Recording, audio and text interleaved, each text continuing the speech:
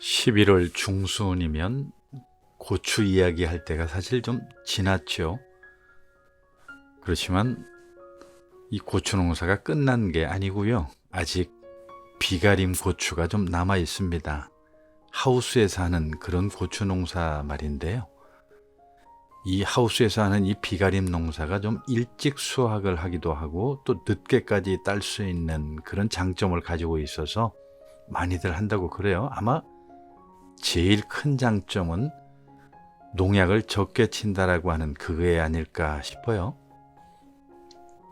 하우스 안이라서 탄저병이라든지 그 고추의 여러 가지 병들이 적게 노출이 되기 때문에 또 여러 가지로 유리하다고 그래요.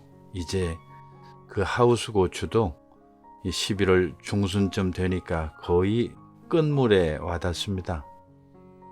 끝물이면 붉은 고추 다 따내고 나서 풋고추들이 이제 남아있죠. 그래서 먹을 만큼 먹고 이 풋고추들도 이제 버리게 됩니다. 아마 풋고추까지 다 따내서 판매하기에는 시골이나 이 농촌에서 인건비나 그다지 수지가 잘 안 맞는가 봐요. 그래서인지 이 풋고추들을 주변 이웃들과 많이 나누기도 하고요. 여러 가지로 유용하게 사용을 합니다. 그렇다고 막 따가라고 하면 이 밭을 온통 쑥대밭으로 만들어 놓기 때문에 또 그것도 쉽게 말을 못한다고 그러는.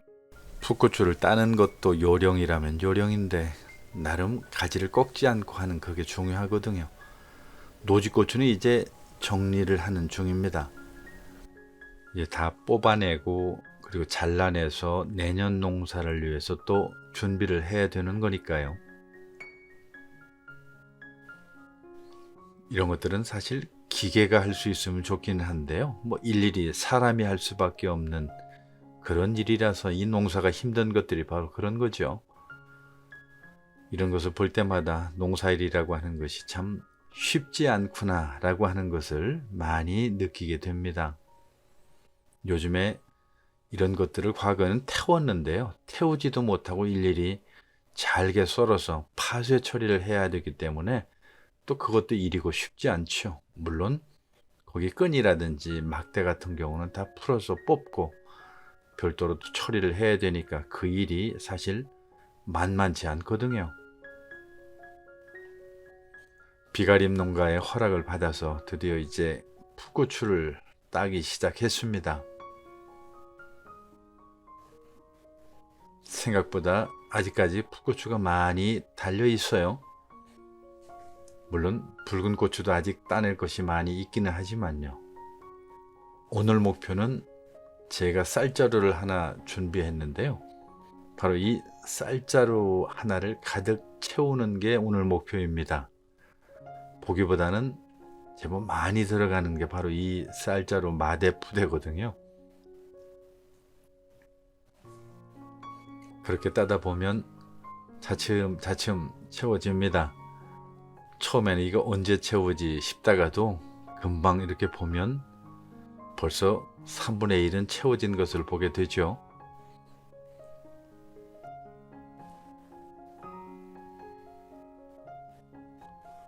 그런데 이 고추들이 이 끝물은 주로 매운 고추들이 많습니다. 물론 나중에 열린 애고추도 조금은 있기는 한데 대부분 맵고 단단한 고추들이거든요. 그런데 어차피 고추장아찌를 만들 생각으로 이 풋고추를 따는 거니까요. 그래도 아무 상관이 없습니다. 다만 이 고추장아찌를 소금에다 할 것인지 간장에 해야 될지 지금 아주 굉장히 고민입니다. 작년에는 간장에 담았거든요. 그런데 생각보다 너무 맛있어서 사실 겨울이 다 가기 전에 동이 났어요. 냉동실에 좀 넣어두면 양념이나 찌개 끓일 때에도 의외로 이런 고추들은 쓸모가 좀 있죠. 된장찌개에 매운 고추 살짝 넣어서 썰어 넣으면 칼칼한 그 매운맛 좋아하시는 분 많을 겁니다. 그리고 다른 요리도 물론 이렇게 매운 고추 몇 개 썰어 넣으면 그 요리 맛이 그리고 식감이 좀 달라지죠.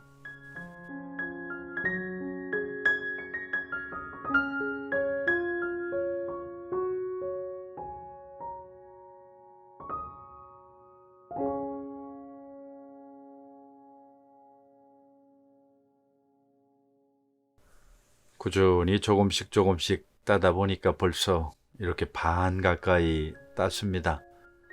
좀 처음에가 좀 그렇지 이렇게 따다 보면 금방 채워지네요.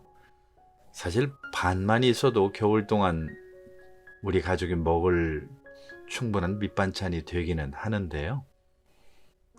사실은 매운 고추 좋아하는 지인이 몇이 있어서 매운 풋고추를 좀 어디서 구할 수 없냐고 저한테 이야기를 해서 좀 나눠주려고 그래요. 매워서 입에도 못 댈 그런 처지인데 장에 찍어서 그것을 씹어 먹는 것을 보면 정말 옆에서 볼 때 신기하기도 해요. 매운 것 좋아하시는 분들 누가 말릴 수 있겠어요? 정말 매운 것 좋아하시는 분들 보면 청양고추 아니라 그보다 더한 것도 아주 거침없이 드시더라고요. 그렇게 하다 보니까 어느덧 이 쌀자루가 다 채워졌습니다. 보기만 해도 괜히 뿌듯하고 배부른 느낌이 드는 것은 아마 이렇게 풋고추 얻어가는 제 마음만 그런 것은 아니겠죠. 가을에는 제일 많은 철새들이 기러기들입니다. 아주 제가 이 소리를 다 들려드리면 엄청 시끄럽다고 아마 느끼실 거요. 그리고 고추밭 옆에 김장 농사가 있어서 한번 영상에다 같이 붙여봤습니다. 시골에서 농사 짓는 분들이 짓는 이 김장 농사는 어설프게 텃밭 농사하는 사람들하고는 사실 실력의 차이가 있죠. 그래서 농사라고 하는 것을 기술이라고 말해야 된다라고 하는 건 저는 인정합니다. 아무나 할 수 없는 게 농사죠. 텃밭 농사에서 이렇게 할 수 없거든요. 이것은 순무인데요. 강화 지역에서 많이 심는데 정말 배추 뿌리 맛이라고 이렇게 표현을 해야 되나요? 어쨌든 좀 특별한 그런 무인데 그쪽 지역에서는 뭐 필수죠. 배추들도 마찬가지로 어린아이들이 아마 이것을 품에 안는다고 한다면 한아름은 되지 않을까 싶을 정도로 얼마나 크고 속이 꽉 들어찼는지 이런 농사를 짓는다라고 하는 게 어떻게 아무나 가능하겠어요? 그래서 농사, 특히 이 배추 농사만큼은 그리고 무 농사도 마찬가지고요. 큰 기술이 필요한 것이 아닌가 하는 그런 생각을 해보게 됩니다.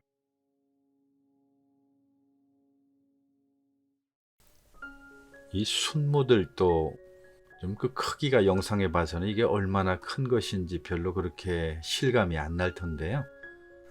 좀 다른 것을 비교해서 옆에다 놓아서 촬영을 했더라고 하면 이 순무들 크기가 얼마나 큰 것인지 알 텐데 좀 아쉽기도 합니다.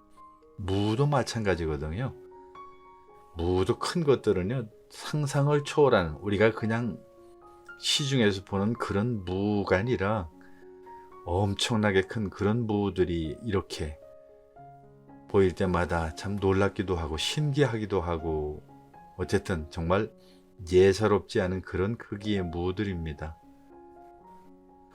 배추 농사 특히 이거 보면서 저는 이 시골에서 이 시래기들 참 아깝다는 생각을 하는데요. 이 시골 사람들 보면 상당히 그냥 배추 시래기든 무 시래기든 잘 안 말리고 버리더라고요. 왜 그런지 저도 모르겠는데 도시 같으면 하나도 남아있지 않을 텐데 시골에는 그냥 밭에 이렇게 방치해서 뭐 거름이 되겠죠. 좀 아깝기도 하고 좀 아쉽기도 한데 어쨌든 미련을 뒤로 하고 올겨울 밑바탕 걱정 하나는 줄었다는 마음으로 즐겁게 이 고추를 짊어지고 집에 돌아왔습니다.